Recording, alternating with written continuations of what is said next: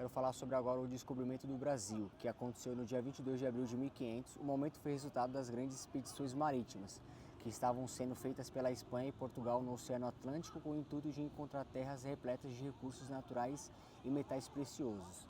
Quando os navegantes portugueses acharam as terras brasileiras, ela já era habitada pelos povos indígenas, o que inclusive faz com que muitos historiadores se refiram a esse momento como a conquista do Brasil e não a sua descoberta propriamente. Para compreender melhor os fatos desencadearam nesse acontecimento, é importante entender o contexto.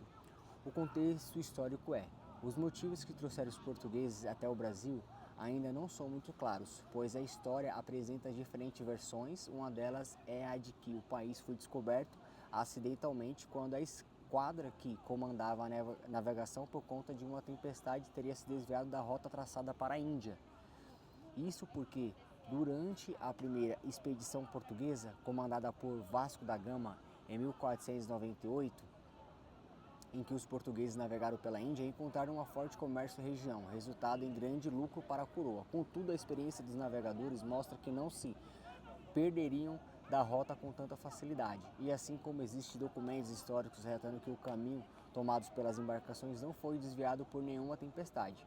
Mas o que se sabe é que no dia 22 de abril de 1500, os portugueses desembarcaram em terras brasileiras. As 3 caravelas que chegaram até a ilha partiram do Rio Tejo, em Lisboa, no dia 9 de março de 1500, liderado por Pedro Álvares Cabral e com uma média de 1.400 homens. Diante disso, é possível perceber que o descobrimento do Brasil ocorreu justamente nas expedições marítimas europeias, período em que o Portugal e a Espanha percorriam o oceano em busca de novas terras.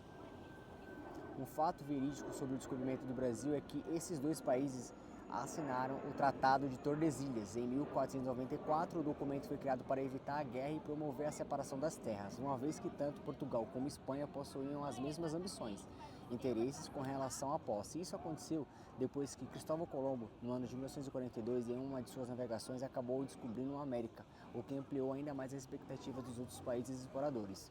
Conforme as diretrizes do tratado, a Espanha ficaria com as terras a oeste da linha imaginária e Portugal com as terras recém-descobertas que estavam a leste, 330 léguas a oeste das ilhas de Cabo Verde. Dessa forma, subentende-se que os portugueses navegaram pelo oceano com o intuito de se apropriar dos territórios que já eram de direito de Portugal. Segundo o documento, assim que as 13 caravelas portuguesas, lideradas por Pedro Álvares Cabral, desembarcaram em solo brasileiro, avistaram um monte alto. Por isso resolveram chamar o local a princípio de Monte Pascoal. A escolha do nome foi uma homenagem à Páscoa, visto que o descobrimento do Brasil ocorreu nesse período e os portugueses eram católicos. Depois da descoberta, os portugueses seguiram os planos de exploração da Índia. Como ainda restava uma dúvida se eles haviam descoberto um continente ou uma grande ilha, resolveram alterar o nome do país de Monte Pascoal para Ilha de Veracruz. No entanto, após as novas expedições ordenadas pela coroa portuguesa, os navegadores acreditavam tratar-se de um continente, então resolveram mudar o nome novamente. Dessa vez passou a se chamar Terra de Santa Cruz, porém depois que descobriram a valiosa madeira do pau-brasil, em 1511 o país definitivamente foi batizado de Brasil. O descobrimento do Brasil. A viagem que resultou no descobrimento do Brasil durou cerca de 1 mês e meio. Os historiadores relatam que o local onde os portugueses desembarcaram é hoje Porto Seguro, na Bahia. Assim que o país foi descoberto, Gaspar de Lemos, um dos navegadores mais experientes da expedição, foi ordenado a voltar para Portugal e entregar a carta, feita por Pero Vaz de Caminha, que é o escrivão. A carta relatando a descoberta foi entregue nas mãos do rei Dom Manuel I. Na correspondência, Caminha descreveu as belezas naturais das terras encontradas e o comportamento dos povos indígenas que habitavam a região. Por isso, o documento é de grande importância para a história do Brasil, pois foi o primeiro em que o país foi citado. Sobre os índios, Segundo os relatos históricos, o contato com os índios brasileiros somente aconteceu depois de 2 dias do descobrimento, na carta que encaminhou ao rei. Caminha parecia estar surpreso com a nudez dos indígenas, por isso relatou com detalhes a maneira como eles se comportavam diante da situação. Veja um trecho. Ali veríeis galantes pintados de preto e vermelho e quartejados, assim pelo corpo como pelas pernas, que certo assim pareciam bem. Também andavam entre eles 4 ou 5 mulheres novas que, assim nuas, não pareciam mal. Entre elas andavam uma com uma coxa do joelho até o quadril e a nádega, toda tingida daquela tintura preta e todo o resto da sua cor natural. Antes de ser Brasil, o país era chamado pelos índios de Pindorama, que na língua nativa significa região ou país das palmeiras. Outro comportamento estranho que os portugueses perceberam dos índios era o fato deles não adorarem nenhum tipo de deus, pois não foi encontrado nenhuma estátua que representasse isso. Como eram católicos e acharam que os índios não tinham nenhuma religião, os portugueses acreditaram que seria fácil convertê-los ao cristianismo.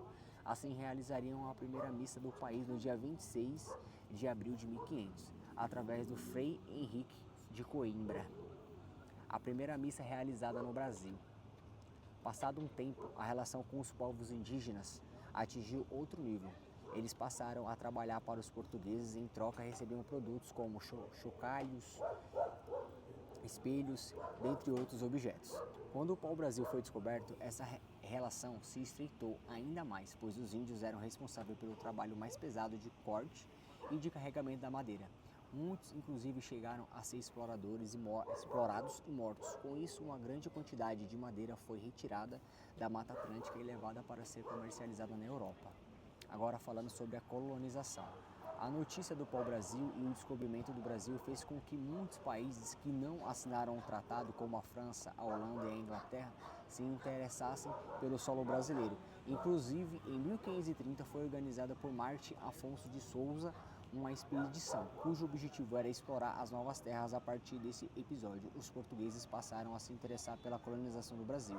A decisão, portanto, seria uma forma de proteger o território de novos invasores. Gostou da história do Brasil? Se gostou, dá um like aqui.